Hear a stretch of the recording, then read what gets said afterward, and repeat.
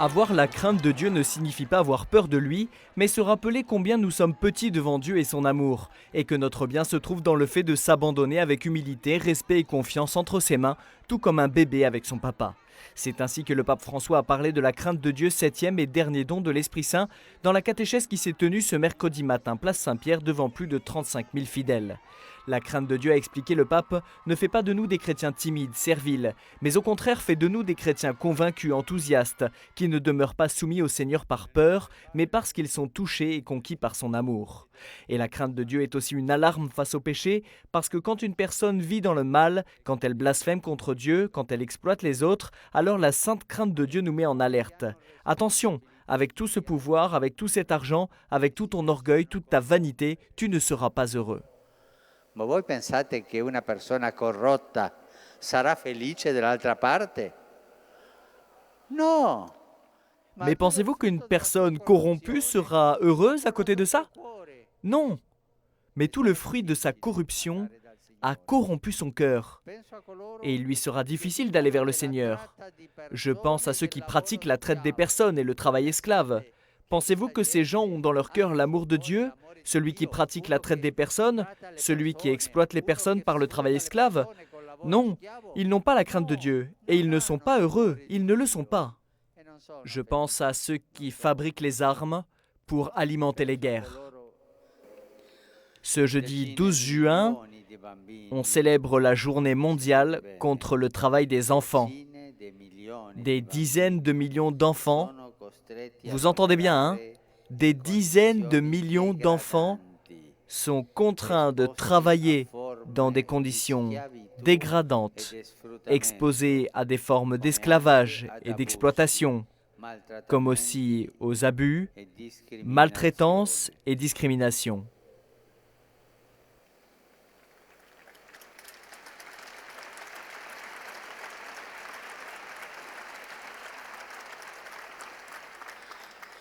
Auspico vivamente che la comunità internazionale Je souhaite vivement que la communauté internationale puisse étendre la protection sociale des enfants pour vaincre cette plaie de l'exploitation des enfants. Nous renouvelons tout notre engagement, en particulier aux familles, pour garantir à chaque enfant, garçon ou fille, la protection de sa dignité et la possibilité d'une croissance saine. Une enfance sereine permet aux enfants de regarder avec confiance la vie et l'avenir.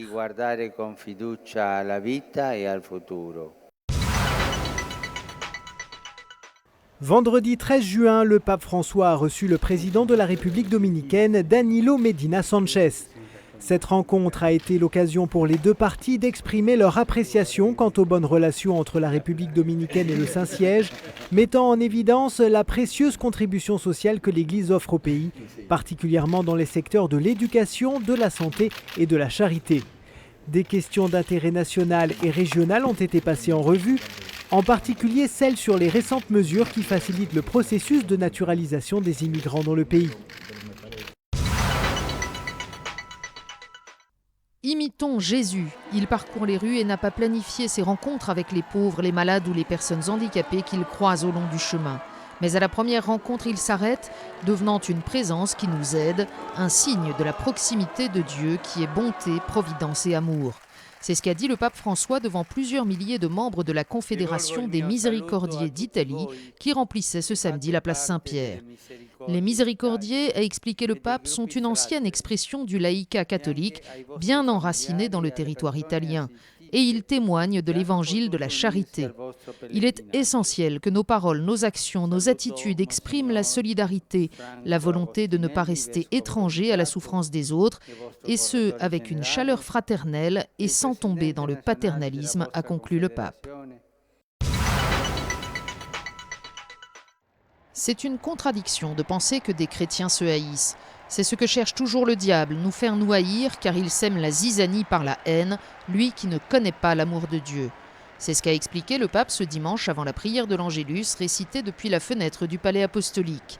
En la solennité de la très sainte Trinité, le pape a rappelé que la vie divine du Père, du Fils et du Saint-Esprit est une vie de communion profonde et d'amour parfait, modèle de l'Église qui manifeste par l'amour sa foi en la Trinité. Une personne qui aime les autres pour la seule joie d'aimer est un reflet de la Trinité. Une famille dans laquelle on s'aime et on s'aide les uns les autres est un reflet de la Trinité. Une paroisse dans laquelle on s'aime bien et on partage les biens spirituels et matériels est un reflet de la Trinité. C'est l'amour, le signe distinctif du chrétien, a expliqué le pape. Et nous sommes tous appelés à témoigner et annoncer que Dieu est amour, qu'il n'est ni lointain ni insensible à notre humanité. Avant la prière, le pape a invité les Romains à la messe du Corpus Domini ce jeudi à Saint-Jean-du-Latran, qui sera suivie de la procession eucharistique. À la fin, le Saint-Père a annoncé que le 21 septembre prochain, il se rendra à Tirana pour confirmer dans la foi l'Église d'Albanie et manifester ses encouragements à ce pays qui a longtemps souffert des conséquences des idéologies du passé. Je suis avec une vive inquiétude les événements de ces derniers jours en Irak. Je vous invite tous à vous unir à ma prière pour la chère nation irakienne. D'abord pour les victimes et ceux qui souffrent le plus des conséquences de cet accroissement de la violence, en particulier pour les nombreuses personnes, parmi lesquelles tant de chrétiens qui ont dû quitter leur maison. Je souhaite pour toute la population la sécurité et la paix, et un avenir de réconciliation et de justice, où tous les Irakiens, quelle que soit leur appartenance religieuse, puissent construire ensemble leur patrie et en faire un modèle de coexistence. Prions la Vierge, tous ensemble. Un peuple qui ne s'occupe pas de ces personnes âgées, de ces jeunes, est un peuple sans avenir, sans espoir.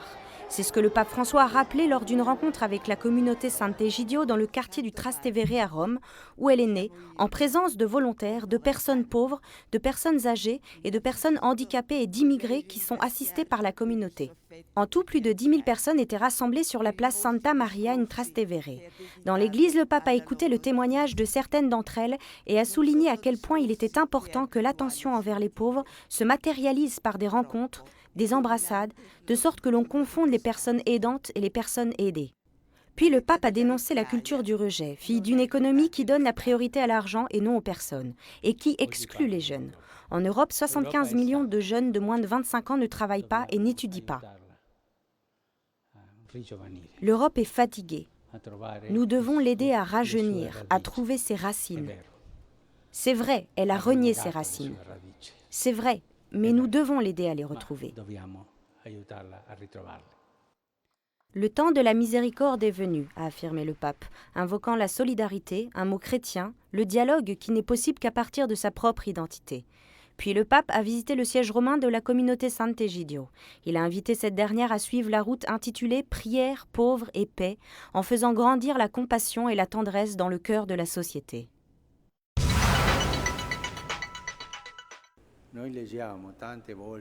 On lit souvent dans les journaux que quelqu'un est convoqué au tribunal, qu'un homme politique s'est enrichi comme par magie.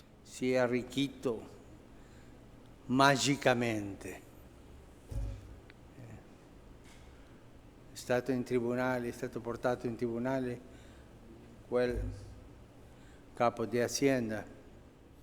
Qu'un chef d'entreprise qui s'est enrichi comme par magie s'est retrouvé au tribunal. Cioè sfruttando i suoi operai.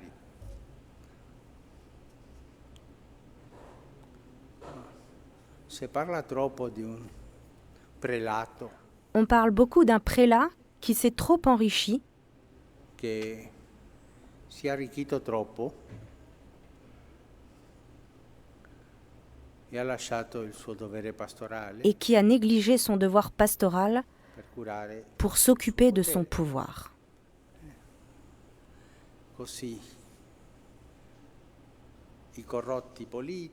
Il y a trop d'hommes politiques corrompus, trop d'hommes d'affaires corrompus, trop d'ecclésiastiques corrompus. Il y en a partout. Et nous devons dire la vérité. La corruption est précisément le péché le plus facile pour celui qui a de l'autorité sur les autres.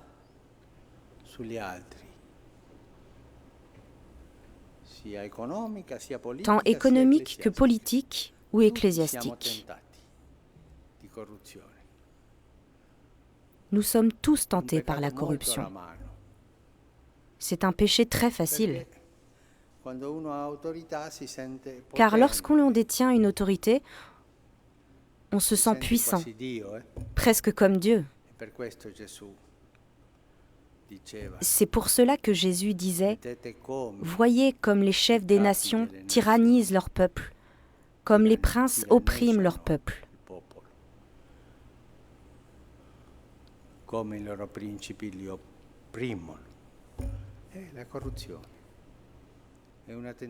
La corruption est une tentation de tous les jours.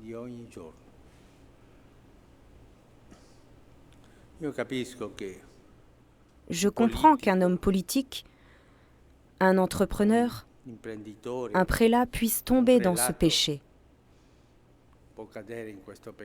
et doivent ensuite se repentir.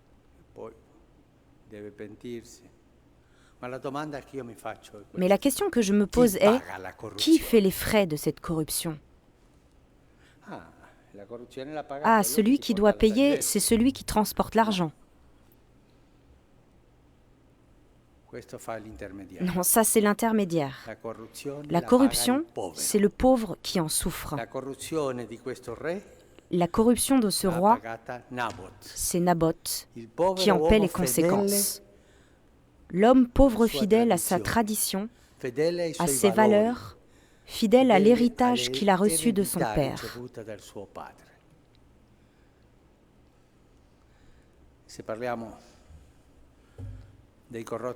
Si l'on revient aux hommes politiques corrompus et aux hommes d'affaires corrompus, qui en fait les frais? Ce sont les hôpitaux sans médicaments, les malades qui ne reçoivent plus de soins, les enfants sans éducation. Ce sont eux les Naboth modernes, qui souffrent de la corruption des grands. Et qui fait les frais de la corruption d'un prélat?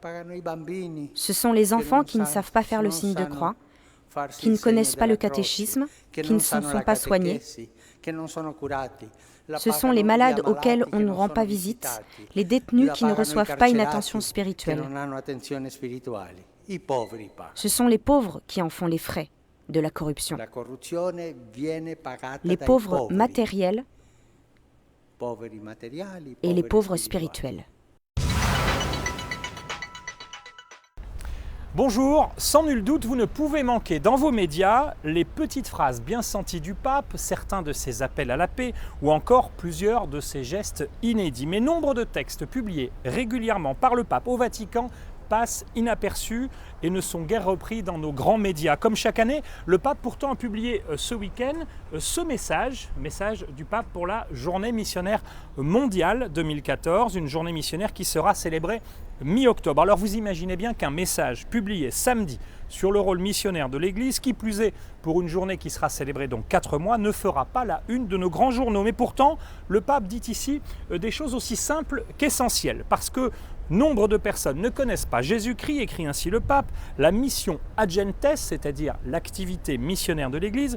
Cette activité missionnaire demeure une grande urgence. Il encourage alors la prière, bien sûr, pour les jeunes églises des territoires de mission, et puis aussi des gestes concrets de solidarité. Mais au centre de ce message se trouve une invitation du pape à transmettre la joie de l'Évangile. Le pape demande ainsi aux évêques de favoriser une église qui soit sans cesse de sortie. Il confie alors que la mission première de l'église n'est pas tant d'aller prêcher au loin, mais parfois tout près d'elle, dans les périphéries. Et voilà, le mot est lâché, un mot du vocabulaire, on le sait, du pape François. Ce que le pape François d'ailleurs fait de lui-même en se rendant, on le voit au fil de son pontificat, auprès des plus pauvres, des immigrés, des malades ou encore des personnes sans défense, à Rome et dans le reste de la péninsule italienne. Et puis le pape met en avance une évidence qui fait mal. Il assure ainsi que la baisse des vocations au sacerdoce ou à la vie religieuse est souvent le fait de communautés chrétiennes qui ne sont pas attirantes. Ce sont ses mots. Il pointe alors du doigt le manque de ferveur apostolique contagieuse de certaines communautés chrétiennes et puis il demande aux fidèles alors de témoigner de la joie de l'Évangile. Le pape n'a donc pas peur d'insister. Là où il y a la joie, écrit-il, la ferveur, le désir de porter le Christ aux autres, jaillissent d'authentiques vocations. Nous voilà prévenus. Je vous dis à la semaine prochaine.